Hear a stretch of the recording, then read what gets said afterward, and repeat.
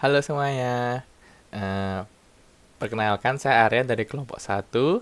Kami akan menjelaskan mengenai tentang manajemen sumber daya manusia. Ya, sebelum kita lanjut masuk ke presentasinya, eh, ada baiknya kita perkenalan dulu nih. Nah, dari saya ini ada terdapat dua orang, yaitu saya sendiri dan Iza Ramadhani.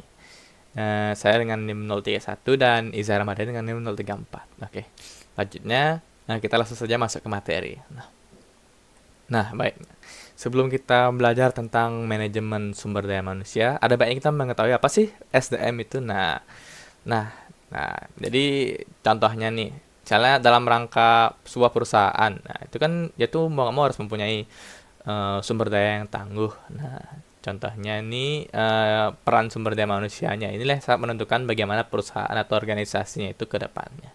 Nah, jadi sumber daya manusia itu merupakan salah satu sumber daya manusia yang memiliki akal, perasaan, keinginan, keterampilan, pengetahuan dorongan, daya dan karya dan semuanya itulah yang tidak dimiliki oleh sumber daya lain. Itu kan jadinya contohnya seperti sumber daya alam kan tidak memiliki semua hal tersebut. Nah, jadi sumber manusia tersebut sangat berpengaruh ya dalam kedepannya organisasi ini gitu. Nah, jadi oleh karena itu disinilah pentingnya manajemen sumber daya manusia. Nah, apa sih pengertian dari manajemen sumber daya manusia? Nah, jadi untuk istilahnya gimana ya? Manajemen atau mengatur dari semua antar banyak SDM dan bagaimana sifat-sifat SDM itu, nah dibuatlah MSDM. Nah, itu tuh untuk merencanakan, mengelola dan mengendalikan sumber daya manusia, dibutuhkan suatu alat manajerial atau yang bisa disebut dengan manajemen sumber daya manusia.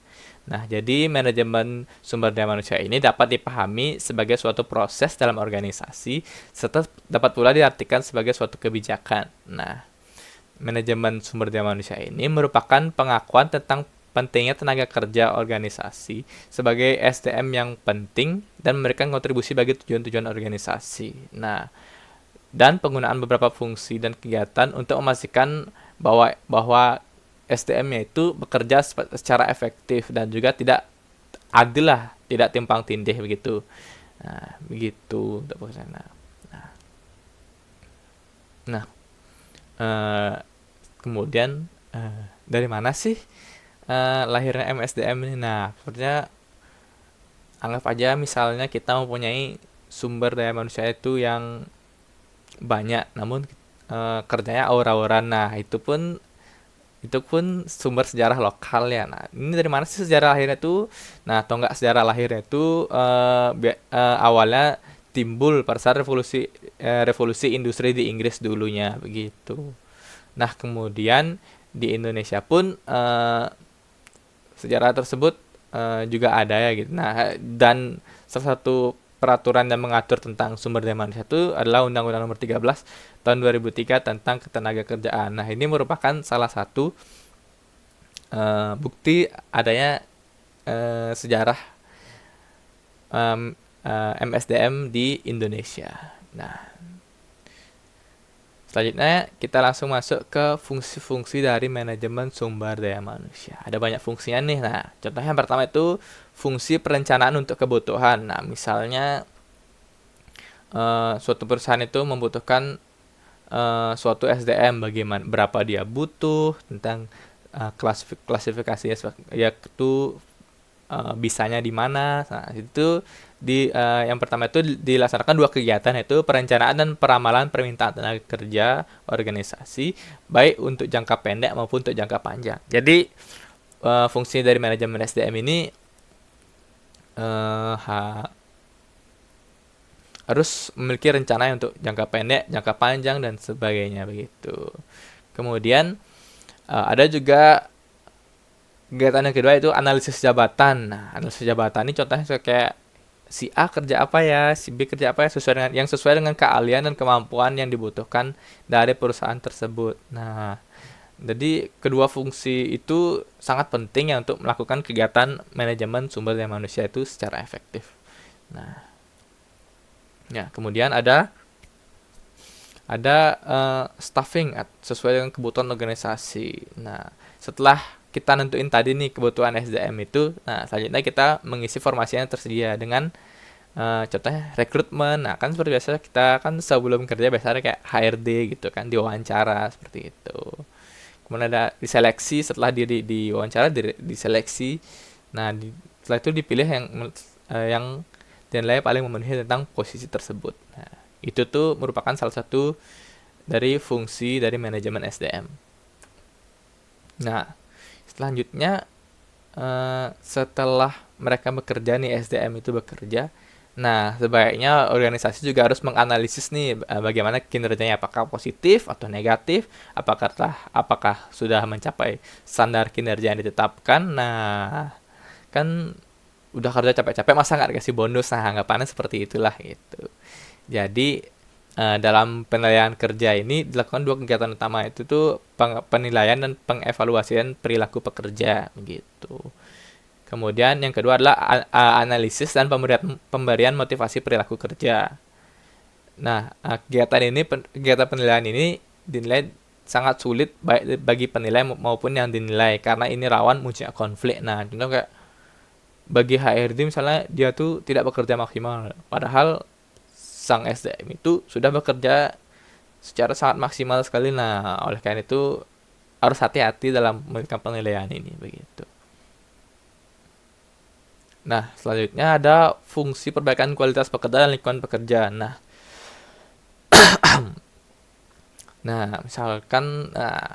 Misalnya dirasa nih dalam pihak dari manajemen sumber daya manusia pun sudah merasa kayak kok kinerja perusahaan pada turun ya. Nah, untuk kayak SDM-nya sudah nggak mampu lagi melakukan hal-hal baru, contoh ya kayak kan zaman semakin berkembang nih. Nah, mau tidak mau SDM ini harus meningkatkan kegiatan strategis. Nah, contohnya itu adalah menentukan, merancang, dan mengimplementasikan program pelatihan dan pengembangan sumber daya manusia guna meningkatkan kemampuan dan kinerja kawalan dia. Jadi kayak dilakukan pelatihan begitulah. Nah, kemudian yang kedua bisa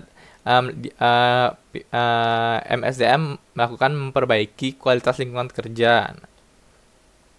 Kemudian ada kayak memperbaiki kondisi fisik kerja guna memaksimalkan kesehatan keselamatan kerja. Nah, itu jadi salah satu outcome yang dapat diperoleh dari kegiatan tersebut adalah peningkatan atau perbaikan kualitas fisik dan non fisik lingkungan kerja. Jadi kayak setelah pelatihan dan hal-hal tersebut dilakukan, diharapkan efektivitas kerja dari suatu perusahaan atau organisasi itu kembali naik lagi seperti rencana gitu.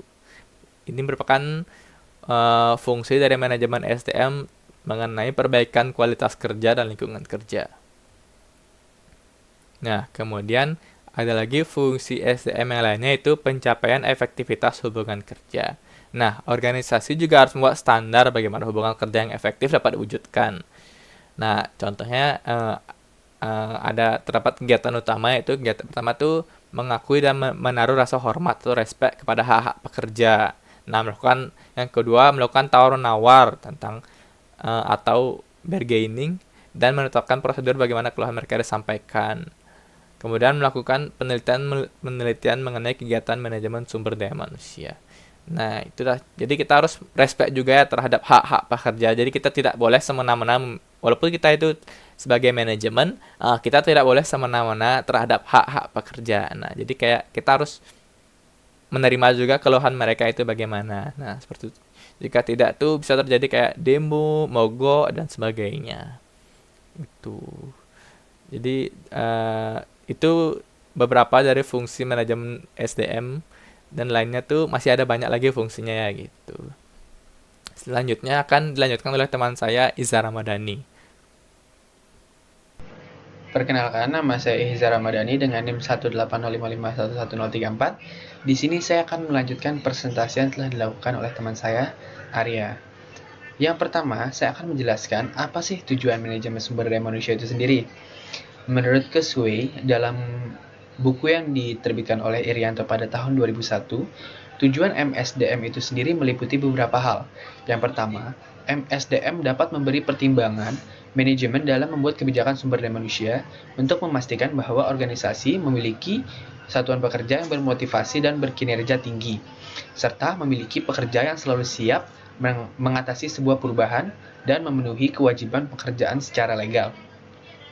Yang kedua, MSDM dapat mengimplementasikan dan menjaga semua kebijakan dan prosedur sumber daya manusia yang memungkinkan sebuah organisasi mampu mencapai tujuannya.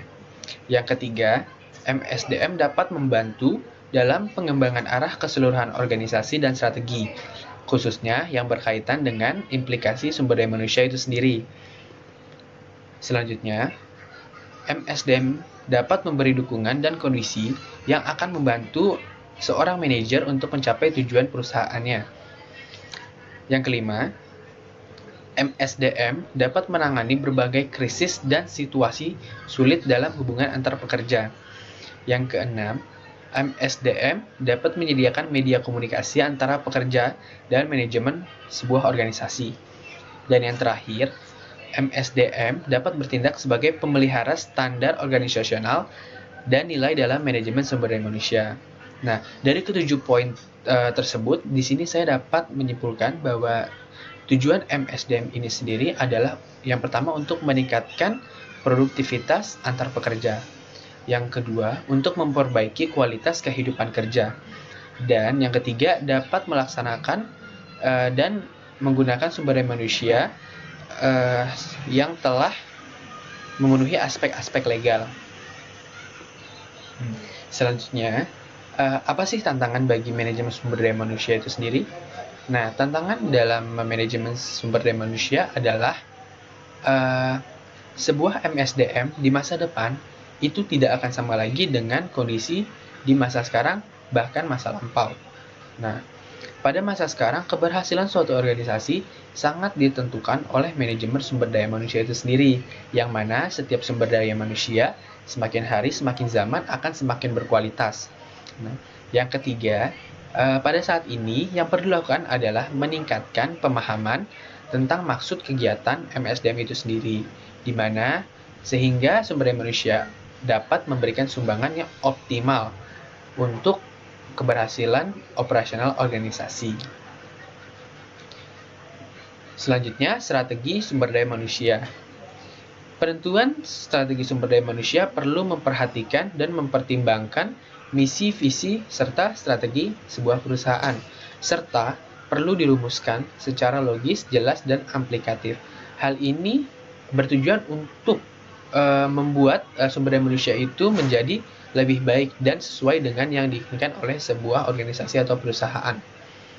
Dalam menentukan strategi sumber daya manusia, faktor-faktor eksternal sangat perlu dipertimbangkan, yang mana hal ini mengacu pada future trends and needs, demand and supply, peraturan pemerintah, kebutuhan manusia pada umumnya, dan karyawan pada khususnya, serta potensi pesaing-pesaing yang ada, dan juga perubahan-perubahan sosial, demografis, serta budaya maupun nilai-nilai teknologi. Kecenderungan perubahan lingkungan akan mempengaruhi perubahan strategi perusahaan, yang juga berarti sebuah MSDM perlu dipertimbangkan ulang atau perlu disesuaikan lagi dengan zaman sekarang. Nah, di sini saya akan memberikan sebuah contoh manajemen sumber daya manusia yang dilakukan oleh sebuah perusahaan atau organisasi. Dari yang paling sering kita alami di sebuah organisasi adalah sebuah recruitment yang dilakukan oleh sebuah perusahaan. Biasanya, perusahaan yang ingin merekrutmen seorang pekerja, maka tentunya memiliki keinginan untuk mendapatkan tenaga kerja yang berkualitas serta kompeten. Nah, biasanya perusahaan tersebut akan membentuk sebuah tim atau departemen khusus yang membidangi manajemen sumber daya manusia ini sendiri, yaitu biasa kita dengar dengan Human Resource Development atau disingkat HRD. Nah, di sebuah perusahaan ini yang bertugas untuk merekrut karyawan tersebut telah menentukan persyaratannya. Nah, inilah yang dikatakan oleh manajemen sumber daya manusia itu sendiri, di mana sebuah perusahaan memiliki sebuah kriteria yang diinginkan, sehingga pekerja yang didapatkan pun akan sesuai dengan kapasitas yang ingin diterima oleh perusahaan tersebut. Di sini contohnya perusahaan tersebut memiliki kriteria, yaitu yang pertama minimal berusia 18 tahun, pendidikan minimal SMA sederajat, dan memiliki SIM C. Nah, inilah manajemen sumber daya manusia yang dilakukan oleh perusahaan tersebut. Nah, apabila pekerja tersebut sesuai dengan apa yang diinginkan oleh perusahaan tersebut, maka manajemen sumber daya manusia ini pun berhasil dilakukan oleh perusahaan tersebut. Dan tugas perusahaan tersebut dalam memanajemen sumber daya manusia pun telah selesai. Sekian yang dapat kami presentasikan, kurang lebihnya mohon maaf. Om Santi Santi Om. Assalamualaikum warahmatullahi wabarakatuh. Shalom, nama budaya, dan salam sejahtera untuk kita semua.